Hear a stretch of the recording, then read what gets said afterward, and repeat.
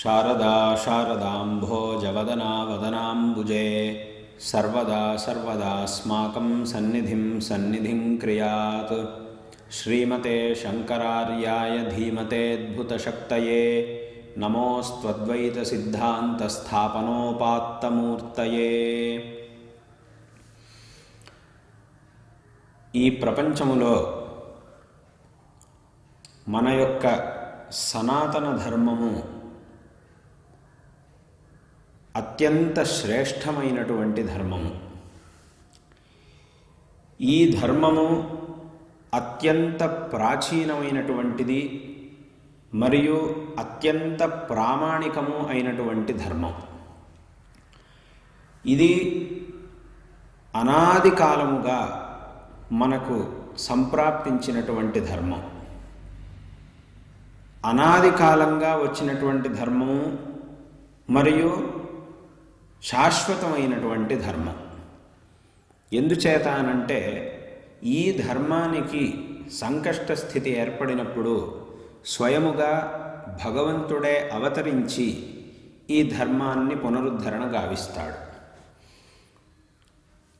కాబట్టి ఇది అనాది కాలము నుండి వచ్చినటువంటి ధర్మము, అదే విధముగా శాశ్వతమైనటువంటి ధర్మం.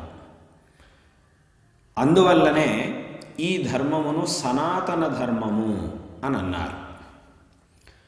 అదే విధముగా ఈ ధర్మమునకు ప్రమాణము వేదములు. వేదములలో ఈ ధర్మము ప్రతిపాదింపబడి ఉన్నది కాబట్టి ఈ ధర్మాన్ని వైదిక ధర్మము అని కూడా అన్నారు. అనాది ధర్మము కాబట్టి సనాతన ధర్మము, వేదములలో ప్రతిపాదింపబడిన ధర్మము కాబట్టి వైదిక ధర్మము, రెండిటినీ కలిపి సనాతన వైదిక ధర్మము అని మన యొక్క ధర్మానికి ప్రాచీనులు చేసినటువంటి నామకరణం. ఇది ఈ ధర్మం యొక్క అసలైనటువంటి పేరు. తదనంతర కాలంలో దీనికి వచ్చినటువంటి పేరు హిందూ ధర్మము అని. ప్రాచీన నామధేయము, అన్వర్థమైనటువంటి నామధేయము ఈ సనాతన వైదిక ధర్మము అనేటటువంటిది. ఇటువంటి ధర్మములో ఈ ధర్మ పరంపరలో జన్మించడం మనందరం చేసుకున్నటువంటి భాగ్య విశేషము. కాబట్టి ఈ ధర్మములో మనకి లభించినటువంటి జన్మను విశేషంగా ఈ ధర్మాచరణ చేసి సార్థకం చేసుకోవాలి. ఇది ప్రతి ఒక్క మనిషి కర్తవ్యం. కాబట్టి ఇటువంటి సనాతన ధర్మంలో మనం పుట్టాము. ఇది మన భాగ్య విశేషం. ఈ ధర్మానికి ఆధారభూతములైనటువంటి వేదములలో అనేక విషయాలు విశేషంగా చెప్పబడి ఉన్నాయి.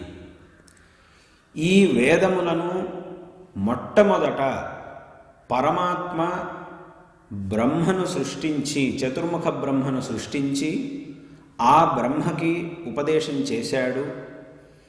అందువల్లనే ఈ విషయాన్ని శృతి వేదమే మనకి చెబుతూ ఉన్నది. యో బ్రహ్మాణం విదధాతి పూర్వం యో వై వేదాంశ్చ ప్రహిణోతి తస్మై అని. అంటే పరమాత్మ మొట్టమొదట బ్రహ్మను సృష్టించి, సృష్టికర్త అయినటువంటి బ్రహ్మను సృష్టించి ఆ బ్రహ్మకి ఈ వేదములని ఉపదేశం చేశాడు. తదనంతరం ఈ వేదములని ఆధారంగా చేసుకొని బ్రహ్మ ఈ సమస్త ప్రపంచాన్ని సృష్టించి, ప్రజలను సృష్టించి, మొదట మహర్షులని వారందరినీ సృష్టించి వారికి ఈ వేదములని ఉపదేశం చేశాడు బ్రహ్మ. ఆ ఋషులు వాళ్ళందరూ కూడా వారి తర్వాత వారికి ఇలా ఉపదేశం చేయగా ఆ గురు శిష్య పరంపర ద్వారా ఈ వేదము మనకి లభించి ఉన్నది. అందువల్లనే మన పూర్వీకులు ఎంతో కష్టపడి ఈ వేదములని ఎన్నో నియమాలతో, ఎంతో శ్రద్ధాభక్తులతో ఈ వేదములని అధ్యయనం చేసి తర్వాత తరం వారికి ఈ వేదములని ఉపదేశం చేశారు. ఎక్కడా కూడా ఒక్క అక్షరం కానీ ఒక్క స్వరం కానీ దీర్ఘ హ్రస్వములు కానీ తేడా రాకుండా ఏ విధముగా అయితే పరమేశ్వరుడి నుండి బ్రహ్మకు సంప్రాప్తించిందో, అదే రకంగా బ్రహ్మ నుండి ఈ వైదిక విద్య మహర్షులకి సంప్రాప్తించిందో, ఏ విధంగా ఆ మహర్షులు మనకు ఉపదేశం చేశారో అదే విధముగా ఒక్క చిన్న వ్యత్యాసం కూడా కాకుండా ఎంతో అవధానంతో మన పూర్వీకులు ఈ వైదిక విద్యను కాపాడుకుంటూ ఎన్నో నియమాలతో నియమసహితముగా వేదములను అధ్యయనం చేస్తూ ఈ వైదిక విద్యను ఇవాల్టి రోజున మనకు అందించారు. కాబట్టి ఇక్కడ మనం ఒక విషయాన్ని తెలుసుకోవాల్సి ఉన్నది ఏమిటి అనంటే, వైదిక విద్యను వేద విద్యను అభ్యాసం చెయ్యాలి అనంటే దానికి ఎన్నో నియమములు అవసరం. నియమపూర్వకంగా దీని గురించి శాస్త్రంలో అనేక నియమాలని చెప్పారు. ఎలా అధ్యయనం చెయ్యాలి, ఎవరు అధ్యయనం చెయ్యాలి, ఏ విధముగా అధ్యయనం చెయ్యాలి మొదలైనటువంటి అనేక విషయాలను శాస్త్రములలో చెప్పారు. ఈ నియమములను అనుష్ఠిస్తూ నియమపూర్వకంగా ఎవరైతే వేదములను అభ్యాసం చేస్తారో వారు అభ్యసించినటువంటి సఫలమవుతుంది. ఇక్కడ మనం శాస్త్రం చెప్పినటువంటి నియమములని ఉల్లంఘించి స్వతంత్రించి ఏ నియమములు లేకుండా మన ఇష్టం వచ్చినట్టు గనక అధ్యయనం చేస్తే అప్పుడు అటువంటి వేద విద్య అనేది మనకి ఏ విధమైన ఫలాన్ని ఇవ్వదు. మనం అనుకున్నటువంటి సత్ఫలాన్ని మనకి ఇవ్వదు. పైపెచ్చు విపరీతమైనటువంటి పరిణామాల్ని మనం ఎదుర్కొనవలసి వస్తుంది. కాబట్టి ఈ వైదిక విద్యను ఎలాగైతే నియమపూర్వకంగా ఎంతో శ్రద్ధతో మన పూర్వీకులు అధ్యయనం చేసి మనకు అందించారో మనము అదే విధముగా ఈ వైదిక విద్యను నియమపూర్వకంగా కాపాడుకొనవలసినటువంటి అవసరం ఎంతో ఉన్నది. ఈ వేదములలో ఎన్నో విషయాలు ప్రతిపాదన చేయబడి ఉన్నాయి. పరమాత్మతత్వం అత్యంత శ్రేష్టమైనటువంటి అద్వైత తత్వం నుంచి మొదలుపెట్టి ఒక సామాన్యమైనటువంటి విషయం వరకు, సామాన్యమైనటువంటి నీతి వరకు అన్ని విషయాలను దాదాపుగా వేదంలో ప్రతిపాదన చేశారు. పరమాత్మతత్వం గురించి ఉపనిషత్తుల్లో వాటన్నిటిలో ఉన్నది. అదే రకంగా భగవంతుడి యొక్క ఉపాసన ఏ విధంగా చెయ్యాలి, అదే రకంగా కర్మాచరణ, అదే రకంగా సామాన్యమైన నీతి మొదలైనటువంటి అనేక విషయాలు వేదముల్లో ప్రతిపాదింపబడి ఉన్నాయి. ఒక చిన్న ఉదాహరణ చెప్పాలంటే, ఒక సామాన్యులకి కావలసినటువంటి ఒక నీతి వేదముల్లో ఎలా ప్రతిపాదింపబడి ఉన్నది అనే విషయాన్ని గనక చెప్పాలంటే ఒక విషయం ఉన్నది, ఒక వాక్యం, భవిష్యద్ధి భూయో భూతాత్ అని ఒక వాక్యం ఉన్నది. దీని యొక్క అర్థం ఏమిటి అనంటే, భూతాత్ భవిష్యత్ భూయః అని. అంటే అయిపోయిన దానికంటే జరగవలసి ఉన్నటువంటిది గొప్పది అనేది దీని యొక్క అర్థం. మనం ఏదైనా ఒక విషయం అయిపోయినప్పుడు ఇక దాని గురించే ఆలోచించడం మానేసి ఇక భవిష్యత్తులో జరగవలసినటువంటిది ఏమిటి అనే దాని గురించి ఆలోచించాలి. మనం లోకంలో కొంతమందిని చూస్తూ ఉంటాం. ఏదైనా ఒక చిన్న కష్టం వచ్చింది అని అవ్వగానే వెంటనే వాళ్ళు చాలా కుంగిపోతారు. ఇక జీవితం మొత్తం దాని గురించే ఆలోచిస్తూ ఉంటారు. అంతా అయిపోయింది, ఇక నా జీవితం అంతా ఇదైపోయింది, ఇంకేమి నేను చేయడానికి కుదరదు. ఏదో ఒక చిన్న కష్టం రాగానే ఎంతో కుంగిపోతారు. దాన్నే మళ్ళీ మళ్ళీ తలుచుకుంటూ ఉంటారు. అదంతా అయిపోయినా కూడా మళ్ళీ దాన్నే తలుచుకుంటూ ఉంటారు. భవిష్యత్తుని కూడా పాడు చేసుకుంటూ ఉంటారు. తమ భవిష్యత్తుని, ఉజ్వలమైనటువంటి భవిష్యత్తుని కూడా నాశనం చేసుకుంటూ ఉంటారు. కానీ ఇది చాలా తప్పు. అయిపోయినటువంటిది ఏదైతే ఉందో దాన్నే మళ్ళీ ఆలోచించకుండా దాన్ని వదిలిపెట్టి ఒక ఉజ్వలమైనటువంటి భవిష్యత్తు కోసం చేయవలసినటువంటి ప్రయత్నాన్ని మనం ఎల్లప్పుడూ చెయ్యాలి అనేది ఈ మాట ద్వారా వేదం మనకి ఉపదేశిస్తూ ఉన్నది. అందుకే శాస్త్రంలోనూ గతం న శోచయేత్ ప్రాజ్ఞ అని ఒక మాట ఉన్నది. అయిపోయిన దాన్ని ఏదైతే అయిపోయిందో దాన్నే ఇంక మళ్ళీ మళ్ళీ మనస్సులో పెట్టుకొని దాన్నే ఆలోచించకూడదు. ఇక భవిష్యత్తులో ఏం జరగాలి అనే దాని గురించి ఆలోచించాలి. ఏదో దురదృష్టంతో ఏదో అయిపోయింది, ఇక దాన్నే మళ్ళీ మళ్ళీ మనస్సులో పెట్టుకొని దాని గురించే మళ్ళీ మళ్ళీ ఆలోచించకూడదు. భవిష్యత్తులో మనం ఏం చెయ్యాలి అనే దాని గురించి ఆలోచించాలి అని ఆ మాట యొక్క అర్థం. కాబట్టి ఇక్కడ కూడా ప్రతి ఒక్క మనిషి తన జీవితంలో ఉజ్వలమైనటువంటి ఒక భవిష్యత్తుని రూపొందించుకోవడానికి చేయవలసిన ప్రయత్నాన్ని ఎల్లప్పుడూ చేస్తూ ఉండాలి అని ఈ మాట యొక్క అర్థం. దీని ద్వారా మనకు తెలుస్తూ ఉన్నది ఇటువంటి అర్థం. ఒక ఉజ్వలమైన భవిష్యత్తుని దృష్టిలో పెట్టుకొని ఇవాల్టి రోజున గనక మనం ప్రయత్నం ఆరంభం చేస్తే మన ప్రయత్నము తప్పకుండా ఫలించి మన భవిష్యత్తు ఎంతో ఉజ్వలంగా మారుతుంది. మన భవిష్యత్తు బాగుండాలి అనంటే వర్తమాన కాలంలో మనం విశేషంగా ప్రయత్నం చేయాలి. ఇవాల్టి రోజున మనం చక్కగా ప్రయత్నం చేస్తే మన భవిష్యత్తు, మనం ఇప్పుడు ఎంత చక్కగా ఎంత ప్రయత్నం చేస్తామో మనకి భవిష్యత్తు అంత బాగుంటుంది. కాబట్టి ఆ భవిష్యత్తుని దృష్టిలో ఉంచుకొని భవిష్యద్ధి భూయో భూతాత్, భూతము అంటే గడిచిన దానికంటే జరగవలసినటువంటిది గొప్పది అంటే దాని అర్థం ఏమిటి? దాన్ని దృష్టిలో పెట్టుకొని మనం ప్రయత్నం చెయ్యాలి, దానికోసం ప్రయత్నం చెయ్యాలి అని ఈ మాట యొక్క అర్థం. ఇది ప్రతి ఒక్క మనిషికి కావలసినటువంటి నీతి. ఇది ఫలానా ఈ సముదాయం వాళ్ళకి ఈ నీతి కావాలి, కొంతమందికి మాత్రమే ఈ నీతి కావాలి అని చెప్పడానికి వీల్లేదు. ఈ ప్రపంచంలో ఉన్న ప్రతి ఒక్కడికి కావలసినటువంటి నీతి ఇది, ప్రతి ఒక్కడు చేయవలసినటువంటి పని ఇది. కాబట్టి ఇలా ఒక విషయం వేదంలో ప్రతిపాదితమై ఉన్నది. ఒక సామాన్యుడికి కావలసినటువంటి నీతి ఈ విషయం ప్రతిపాదితమై ఉన్నది. అదే రకంగా ఇంకా ఎన్నో విషయాలు ఉన్నాయి. ఇప్పటి కాలంలో కొన్ని చోట్ల మనం చూస్తూ ఉంటాం, కొంతమంది ఈ అనాది కాలంగా సంప్రాప్తించి ఉన్నటువంటి అత్యుత్కృష్టమైనటువంటి మన హిందూ ధర్మాన్ని వదిలిపెట్టి ఏవేవో చిన్న చిన్న ప్రలోభాలకు లోనై ఈ హిందూ ధర్మాన్ని సరిగ్గా అర్థం చేసుకోకుండా అజ్ఞానంతో చిన్న చిన్న ప్రలోభాలకు లోనై ఈ హిందూ ధర్మాన్ని వదిలిపెట్టి వేరే ధర్మానికి వెళుతూ ఉంటారు.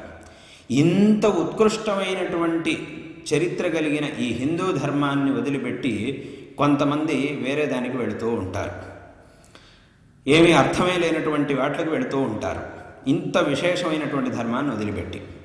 కానీ ఇది చాలా తప్పు. దీని గురించే వేదము ఒకచోట చెబుతూ ఉన్నది.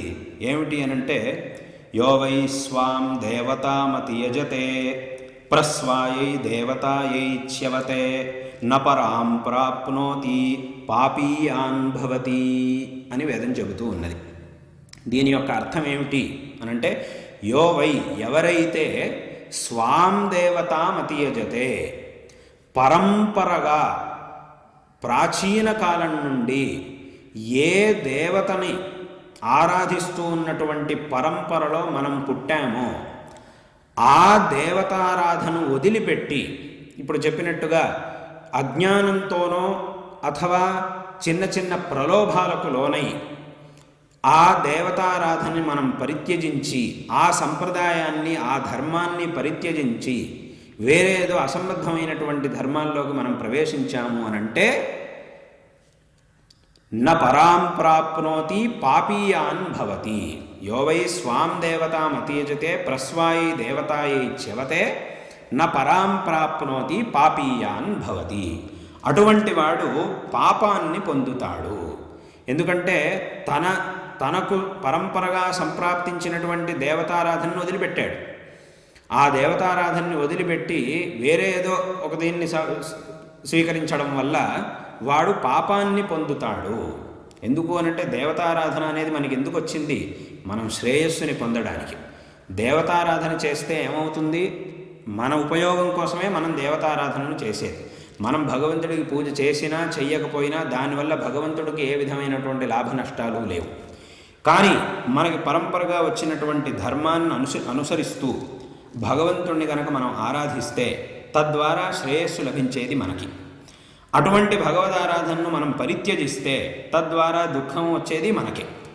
కాబట్టి పరంపరగా వచ్చినటువంటి ధర్మాన్ని పరంపరగా వచ్చినటువంటి దేవతారాధనని వదిలిపెట్టడానికి వీల్లేదు. అలా వదిలిపెట్టినటువంటి వాడు పాపాన్ని పొందుతాడు, వాడు పాపి అవుతాడు, తద్వారా దుఃఖాన్ని పొందుతాడు అని ఈ వాక్యం మనకు ఉపదేశిస్తూ ఉన్నది. ఇవాటి రోజున మనం చాలా చోట్ల చూస్తూ ఉంటాం. ఇప్పుడు చెప్పినట్టుగా చిన్న చిన్న ప్రలోభాలకు లోనై అజ్ఞానంతో ఎవరెవరో చేసినటువంటి అపప్రచారాలనే నిజమని నమ్మి ఎంతో ఉత్కృష్టమైనటువంటి ఈ ధర్మాన్ని చాలామంది పరిత్యజించి వేరే చోటకు వెళుతూ ఉండడం మనం చూస్తూ ఉంటాం. కానీ ఇది తప్పు అని వేదం ఎప్పుడోనే మనకు ఉపదేశం చేస్తూ ఉన్నది. కాబట్టి ఈ ఉపదేశం ఈ కాలానికి ఎంతో ఆవశ్యకమైనటువంటి ఉపదేశం, వేదంలో చెప్పబడినటువంటి ఉపదేశం. కాబట్టి ఈ ఒక విషయాన్ని వేదం మనకి ఉపదేశిస్తూ ఉన్నది. కాబట్టి ప్రతి ఒక్కరూ కూడా పరంపరగా, అనాది పరంపరగా ఏ దేవతారాధన అయితే మనకి ప్రాప్తించి ఉన్నదో ఆ దేవతారాధనని, ఆ ధర్మాన్ని, ఆ సంప్రదాయాల్ని ఆచరిస్తూ ఉండాలి. వీటిని ఎప్పుడూ కూడా వదిలిపెట్టడానికి వీల్లేదు. ఇవి అత్యంత ఉత్కృష్టమైనటువంటి ధర్మం, మన సనాతన హిందూ ధర్మం. కాబట్టి ఎట్టి పరిస్థితుల్లోనూ దీన్ని మనం వదిలిపెట్టడానికి వీల్లేదు. మనకి ఈ సనాతన హిందూ ధర్మంలోనే మనకి శ్రేయస్సు లభించలేదు అని అంటే ఇంకా వేరే ఎక్కడా లభించడం అనేది అత్యంత అసాధ్యం. ఇందులోనే ఇది అత్యంత ఉత్కృష్టమైనటువంటి ధర్మంలో ఇందులోనే మనకి శ్రేయస్సు లభించలేదు అని అంటే వస్తుతః లభించలేదు అనే మాటకి ఇక్కడ అవకాశమే లేదు. తప్పకుండా ఈ సనాతన ధర్మాన్ని మనం అనుష్ఠిస్తే మనకి శ్రేయస్సు లభిస్తుంది. ఈ విషయంలో ఏ విధమైనటువంటి సందేహానికి అవకాశం లేదు. కానీ ఇక్కడే మనకి లభించలేదు అని అంటే మరి ఇంకెక్కడ లభిస్తుంది? వేరే ఎక్కడా కూడా మనకి లభించడానికి అవకాశమే లేదు, శ్రేయస్సు లభించడానికి. కాబట్టి ఆ శ్రేయస్సాధనకు ఉన్నటువంటి ఏకైక మార్గం ఈ ధర్మం యొక్క అనుష్ఠానం. కాబట్టి ఈ ధర్మాన్ని ఎంతో శ్రద్ధతో అనుష్ఠించి, పరంపరగా వచ్చినటువంటి ఈ ధర్మాన్ని ఎంతో శ్రద్ధతో అనుష్ఠించి అందరూ కూడా కృతార్థులు కావాలి. కాబట్టి ఈ విషయాన్ని, ఇటువంటి విషయాల్ని వేదం మనకి ఉపదేశిస్తూ ఉన్నది. ఇటువంటి విషయాల్ని ఉపదేశిస్తూ ఉన్నది. అదేవిధముగా పరమాత్మతత్వం, ఉపనిషత్తుల్లో పరమాత్మతత్వాన్ని కూడా వేదం మనకు ఉపదేశిస్తూ ఉన్నది. కర్మాచరణ గురించి, ఉపాసన గురించి అనేక విషయాలను వేదములు ప్రతిపాదిస్తూ ఉన్నాయి. కాబట్టి ఇటువంటి మహిమాన్వితమైనటువంటి పరమ ప్రమాణములైనటువంటి వేదములలో ప్రతిపాదితమైనటువంటి ధర్మం మన యొక్క సనాతన ధర్మం. ఇటువంటి పరమ ప్రమాణభూతములైన వేదములని ఈ పవిత్రమైనటువంటి ఈ కార్తీక మాసం మరియు ఈ మార్గశిర మాస సందర్భములలో శ్రవణం చేసేటటువంటి ఒక అదృష్టాన్ని మీరందరూ కూడా పొంది ఉన్నారు. ప్రతిరోజు కూడా దాదాపుగా 48 రోజుల పాటు ప్రతిరోజు ఈ వేదములని శ్రవణం చేసేటటువంటి ఒక సౌభాగ్యం మీ అందరికీ కూడా భగవద్ అనుగ్రహంతో లభించి ఉన్నది. మా గురువరేణ్యులు దక్షిణామ్నాయ శృంగేరి శారదాపీఠాధీశ్వరులు జగద్గురు శ్రీ శ్రీ భారతీతీర్థ మహాస్వామి వారి యొక్క పరిపూర్ణమైనటువంటి ఆశీర్వాదములతో ఈ కృష్ణ యజుర్వేద క్రమపారాయణ ప్రతిరోజు జరుగుతూ ఉన్నది. ఈ ఒక పారాయణలో ఎంతో నియమంగా, ఎంతో నిష్ఠతో వేదాధ్యయనం చేసి ఈ వేదములో పాండిత్యాన్ని సంపాదించుకున్నటువంటి పండితులు ఎంతోమంది దీంట్లో పాల్గొని ఒక్కొక్క భాగాన్ని పారాయణ చేసి దీంట్లో పాల్గొంటూ ఉన్నారు. ఇందులోనూ ముఖ్యంగా ఇందులో పాల్గొన్నటువంటి వారు హైదరాబాదులో వేదభవనం, ఆ వేదభవనంలో శ్రీరామ ఘనపాఠి గారు, ఆయన శిష్యులు. అదే రకంగా తమిళనాడులోని మేల్మంగళం పాఠశాలలో ముత్తురామ ఘనపాఠి, ఆయన యొక్క శిష్యులు. అదే రకంగా శృంగేరిలో సద్విద్యా సంజీవిని సంస్కృత మహాపాఠశాల నుండి మీనాక్షి సుందర ఘనపాఠి గారు, ఆయన శిష్యులు.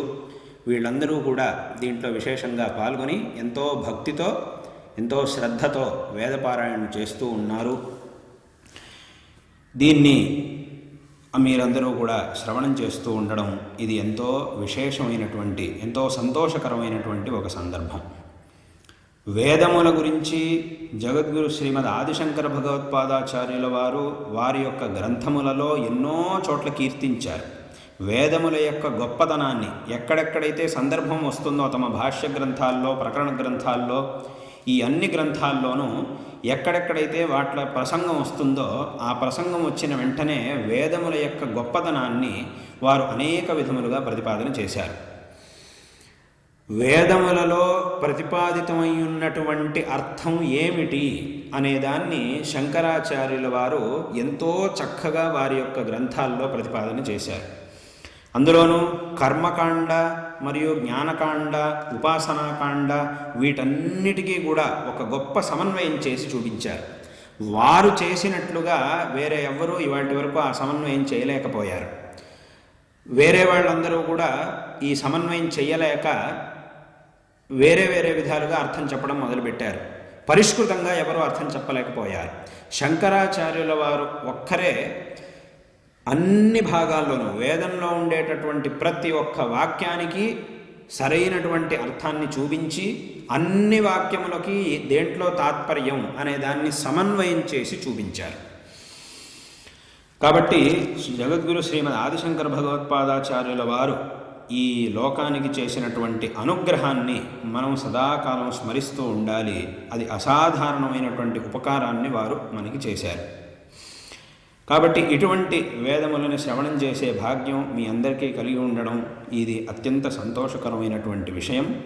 ఈ ఒక సందర్భంలో ఇందులో పాల్గొని వేదపారాయణ చేసినటువంటి వేద విద్వాంసులందరికీ, అదే రకంగా ఇటువంటి ఒక విశేష కార్యక్రమాన్ని ఏర్పాటు చేసి ఏతద్వారా ఈ యొక్క వ్యవస్థ ద్వారా, ఈ ఆధునిక వ్యవస్థ ద్వారా అందరూ ఎంతోమంది ఆస్తికులందరూ కూడా ఈ వేదములని శ్రవణం చేసేటటువంటి సౌభాగ్యాన్ని, శ్రవణం చేసేటటువంటి ఒక అవకాశాన్ని కల్పించినటువంటి వారందరికీ కూడా, అలాగే దీన్ని శ్రవణం చేసేటటువంటి సమస్త ఆస్తిక ప్రేక్షకులకి అందరికీ కూడా ఈ యొక్క సందర్భంలో మేము నారాయణ స్మరణ పూర్వకంగా ఆశీర్వాదాలను తెలియజేస్తూ ఉన్నాం.